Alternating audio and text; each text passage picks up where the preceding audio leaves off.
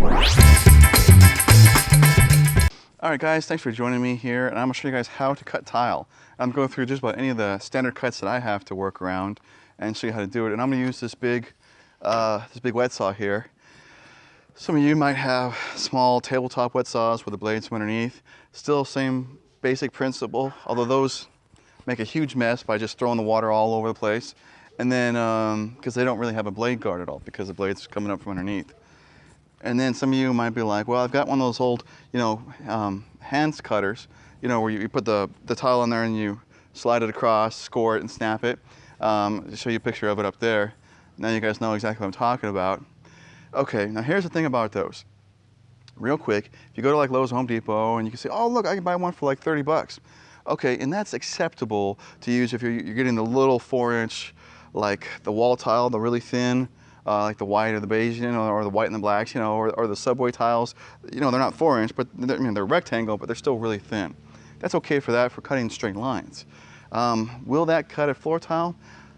That one, not very well. Professionals do use those, and they'll keep them in the house so they can snap straight lines, but their professional versions of those are $200, okay? That being said, I'm sure you don't want to go out and buy one of those for this project. You can do all your cuts basically that you're going to need on this one wet saw. So if you're going to buy one or rent one, let's just stick to the one saw as your most versatile weapon for this task, okay?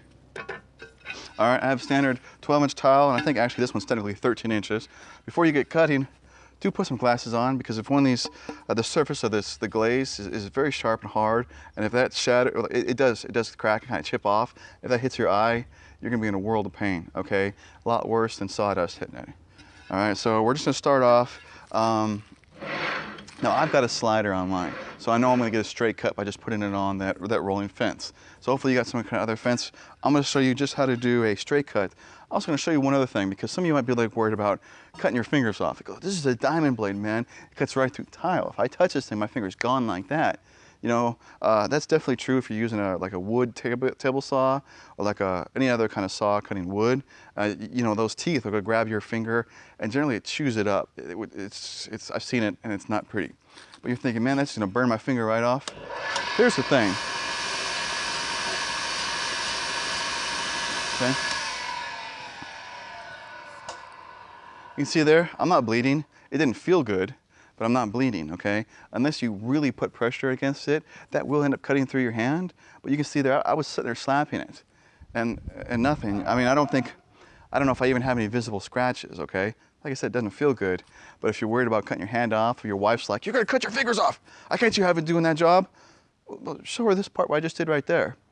And then tell her to take it easy. The safest saw you can use, still use safety precautions, but one of the safest ones you can use. Let's just do a straight cut, okay? I'm just gonna take it right down here, and we're gonna cut it, and I'll show you how that goes.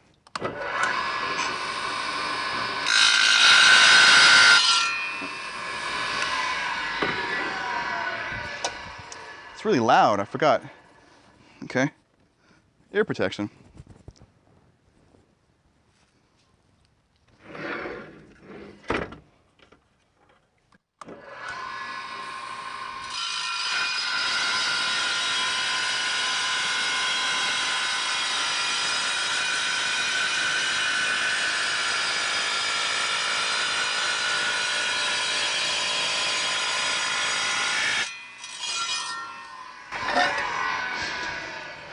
All right, there you guys go. Now you saw the speed that I did that at, and that's a good working speed. If you push it harder and force it against the blade, yes, the blade's still gonna cut, but you're gonna chip the crap out of the surface, okay? Now hopefully, wherever you're cutting, now sometimes it doesn't work that way. Sometimes you have to cut it, and the cut edge does have to be out into the field, into the visible area of tile. But hopefully, wherever you're cutting it, hopefully that cut edge can go underneath baseboard or trim or some other place where it's not gonna be sticking out. Because as you can see, it's a little rough. And the cheaper the tile, the more likely it is to flake off, or for the tile to actually crack while cutting. And yes, this is pretty cheap tile, and that's another reason why it's so red coming out of there. But I'm just doing this for a demonstration, so I wasn't gonna buy expensive tile for that. All right, now what if you need to cut out to go around a cabinet, okay? There is a little trick to go along with that when you're making that cut. So I'm just gonna draw in a little rectangle here, square. All right, with my speed square. All right, speed square is awesome to have when you do the tile. Now I know exactly where I'm cutting, and then watch how I finish the cuts, okay? Because that's the trick.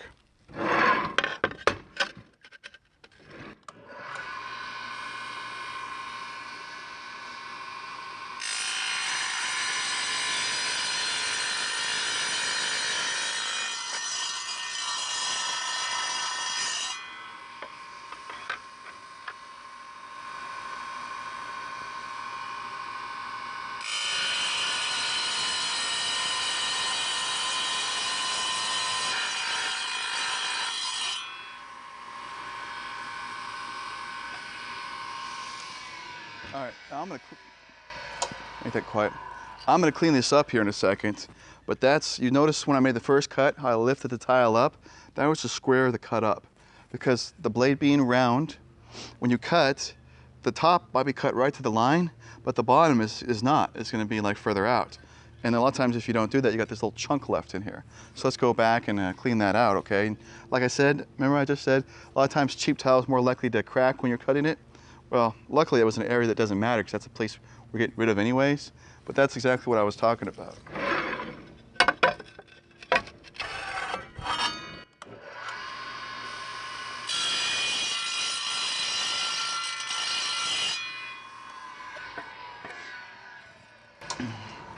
Okay, now you can see here, that's a pretty square, nice, clean angle right there. That'll get you right up to it without having this big jagged piece hanging out on the bottom. That's gonna keep you from getting it put up in place nice and tight. That's why I lifted it up, okay? So that's a little trick for cutting out a corner, okay? Now, what if you need to plunge? Okay, what if we're gonna cut out like a register vent out here in the middle, or maybe a hole for the toilet flange, okay? Just about any wet saw should be able to plunge, hopefully. Even the ones where the blade comes up at the bottom, you just have to set it down on top of the blade. So you need to know right where you're at and right where your lines are gonna be marked. Let me show you quickly how to do this.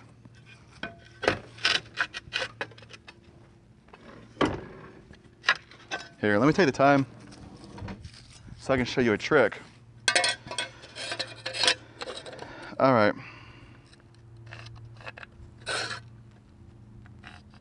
A lot of register vents are only 2 inches wide, okay?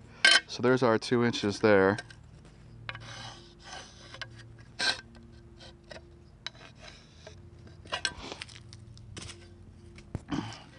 Okay, now that's actually a small one.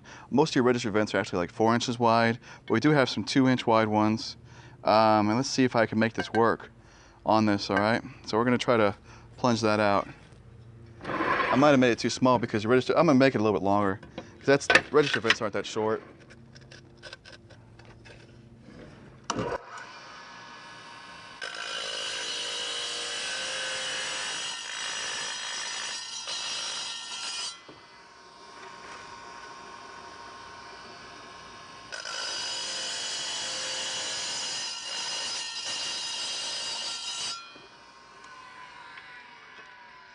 Okay, now this part here is actually easier if you have a smaller saw blade. This is the large 10-inch blade, so this part actually gets a little bit harder the bigger the blade.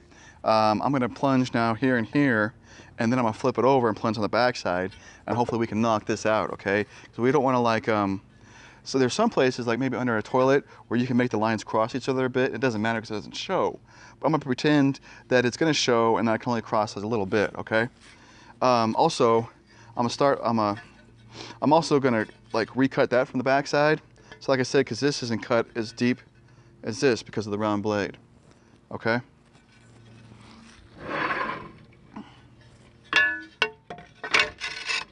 So let's start off by fixing that and square those cuts up. All right, there we go. Blade fits not in.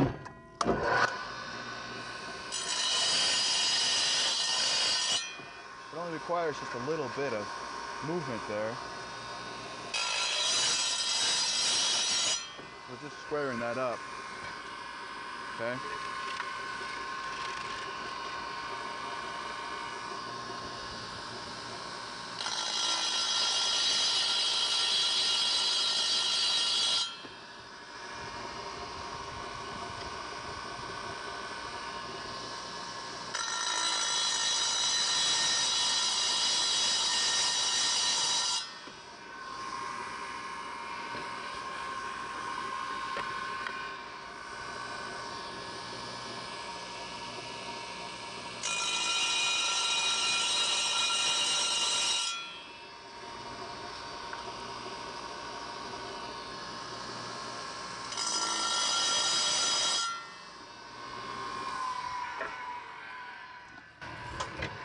All right, as you can see there, hopefully, you can see I've cut all the way through on all of these.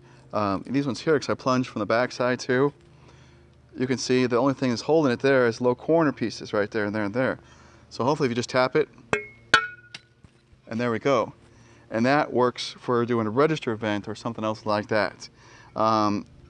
If you have some rough spots that are going to catch on something, you can put it back in there and kind of work them off, or even use a pair of pliers and try to like kind of work that off. And they also call, they have pliers, special pliers are called tile nippers, and they'll help punch those off if you're having some problems with that. But most of the time you can just use the blade. All right, so one last cut.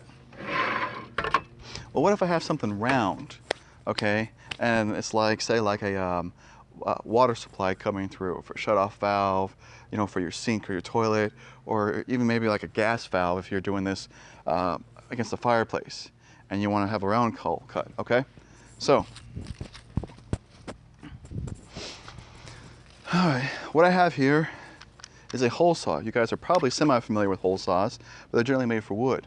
Now, if you look at this closely, you'll see that it doesn't have wood cutting teeth. And actually, it's missing the drill in the middle. That kind of fell out and broke. But what's different about this is it's got carbide grit on it. Now, you do have some that are even more expensive that have diamond grit on it. Either one works. Obviously, the diamond one's more expensive, but it works better. Okay. Well, let's. All right, we're going to start right here. We're going to use this tray, but we're going to be careful. We're not going to punch through right here. But I want to just get started and on cutting my hole here. I'm going to do it so you guys can see, hopefully. You see I'm starting off on one corner, and then I will work it around once this digs in.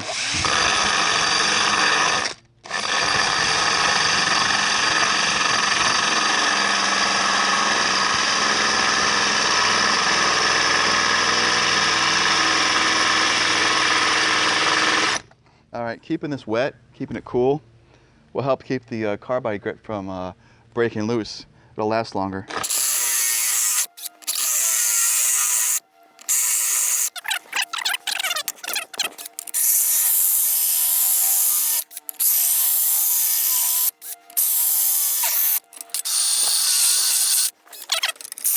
Okay, see, like I said, almost there. So you can see there, we've straight cut this tile. We've angle cutted it, just a standard square cutout like for against the cabinet. We've plunge cut it for, say, a register event. And then I've also used a hole saw for a nice clean round hole for like supply lines or gas valves or anything else like that you might have coming through the tile. It's hard for me to think of any other ways to cut this. That really covers just about all of them. So guys, I hope you liked this video. I hope it helps you out. I hope it explains everything you need to know on how to cut the tile for your installation process. I'll have links in the description down below for all the videos in the tile installation series. Please subscribe to the channel. Check out the website, greatwhiteninja.com. Thanks again.